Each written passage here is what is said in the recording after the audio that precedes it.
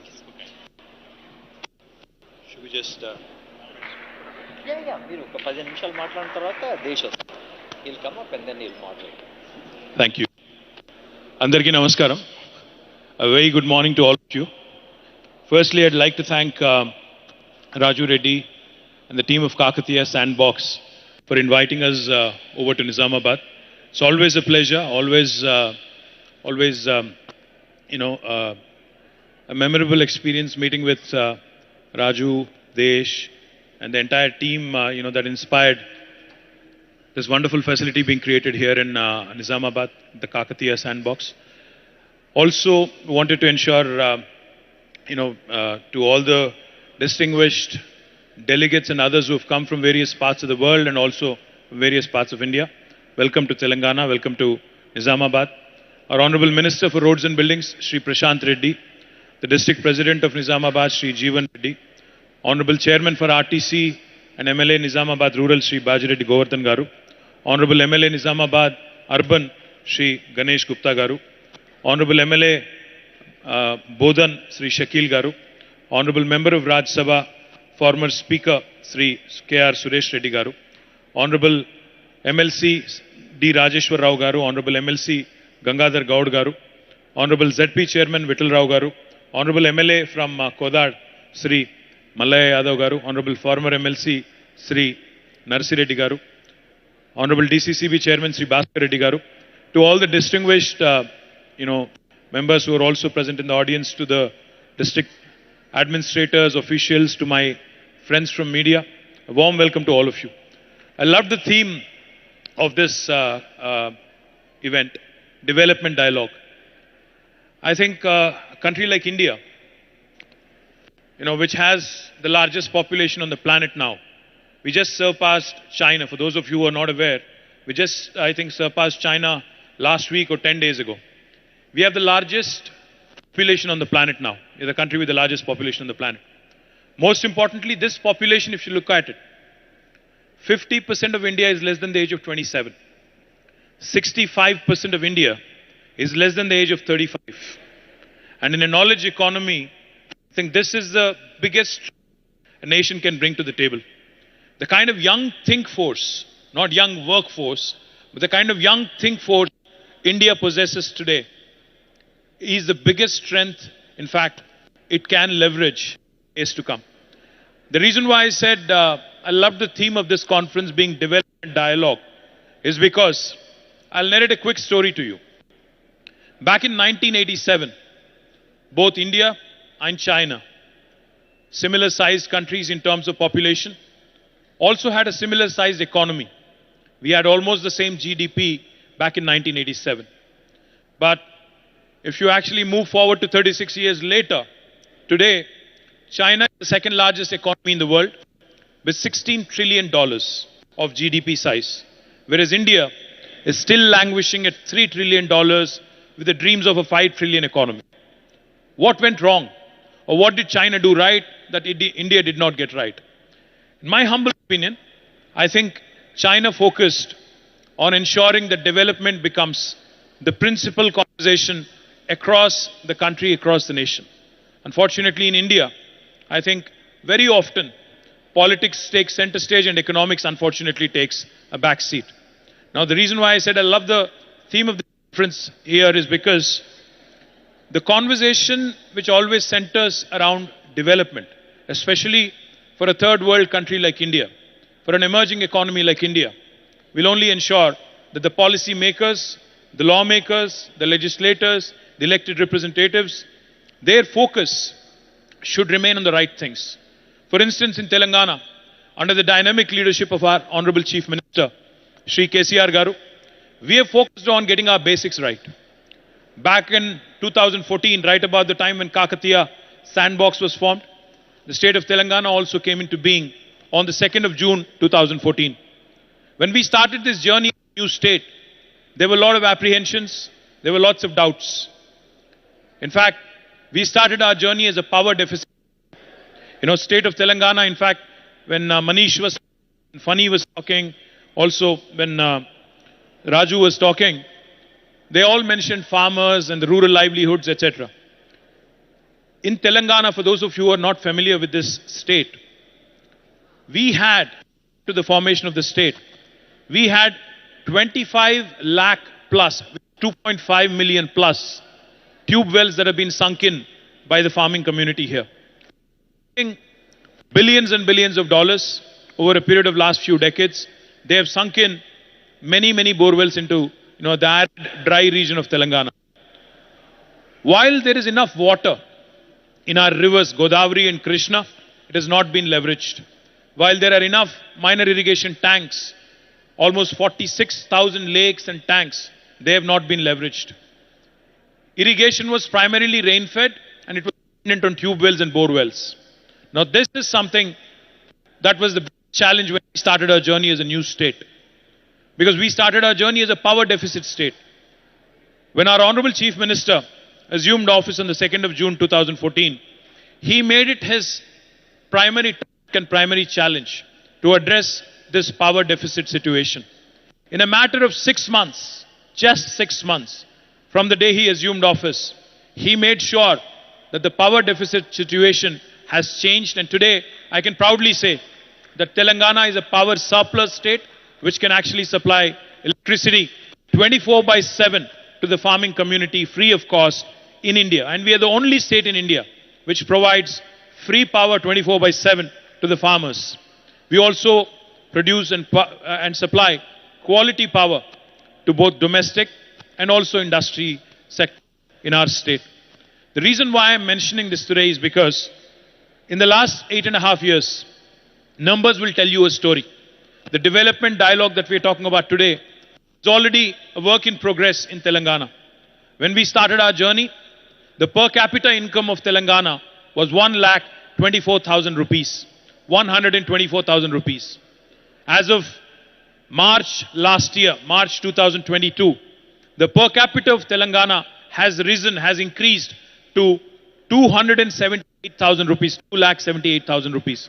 Almost 130% increase. The gross state domestic product, the GSDP of Telangana, was about 500,000, 5 lakh crores on 2014 June 2nd. But as of last year, the GSDP of Telangana also has increased to 11.55 lakh crore, which is almost 1.15 million, 1.15 millions. The kind of increase in wealth, the kind of increase in per capita income that has happened in Telangana, just to give you one little statistic that will put things in perspective. Telangana is only 2.5% of India in terms of population. We are only 40 million people. But our contribution to India's economy, India's GDP, is 5%. We are 2.5% in terms of population, but our contribution is 5%, which means we are literally punching double our weight. We are a 50-kilo boxer fighting in 100-kilo categories, how I would like it to. And I would also like to add one more thing. Raju called Nizamabad a microcosm of India. And by extension, you called this room a microcosm of the world. I would only say one thing. Telangana is that state where the north of India meets the south of India. Telangana is that state where paratha meets dosa. Telangana is that state where biology meets technology. Telangana is that state where life sciences meets data sciences. Telangana is that state where Mangoverse meets Metaverse. And Telangana also is that state which has focused extensively on holistic integrated development. What do I mean by that? Our IT exports back in 2014 were 57,000 crores. As of last year, they have risen to 1,83,000 crores. Our agriculture activity has expanded by almost 6% in terms of our GSDP valuation. It has increased by 119% overall. For those of you who have a phone in your hand, let me indulge you for a second. Please pull out your phone for a second. Please pull out your phone. And please Google it for me. World's largest lift irrigation project. Let me repeat. World's largest lift irrigation project. Can somebody tell me the answer? Those who are trigger happy and quick fingers. I'd like to hear from the backbenchers here. What is it? Kaleshwaram Lift Irrigation Project. The reason why I mentioned it, very often we talk about Chinese execution. Very often we talk about how Three Dam was built by the Chinese in a record span of time. Let me tell you, youngest state in India, under the leadership of our dynamic Chief Minister, Shri KCR Garu, has built the world's largest lift irrigation project in a span of 4 years. Indian engineers, the engineers of Telangana, have made us proud. We have built this project which irrigates 45 lakh acres of land, which has also rejuvenated the Sri Ram Sagar project right here in the Nizamabad, in the neck of the woods in Nizamabad. And most importantly, it also caters to industrial consumption, and it also supplies drinking water to the metro city of Hyderabad, which contributes significant portion of our GSDP. I'm not sure how many of you know this. Not only is Telangana home to the world's largest lift irrigation project, India recently completed 75 years of independence. We are the first state in India to have completed a mammoth, a Herculean task of providing a portable drinking water connection to each and every one of our 1 crore households under a project called as Mission Bhagirath. We are the first state to have completed it.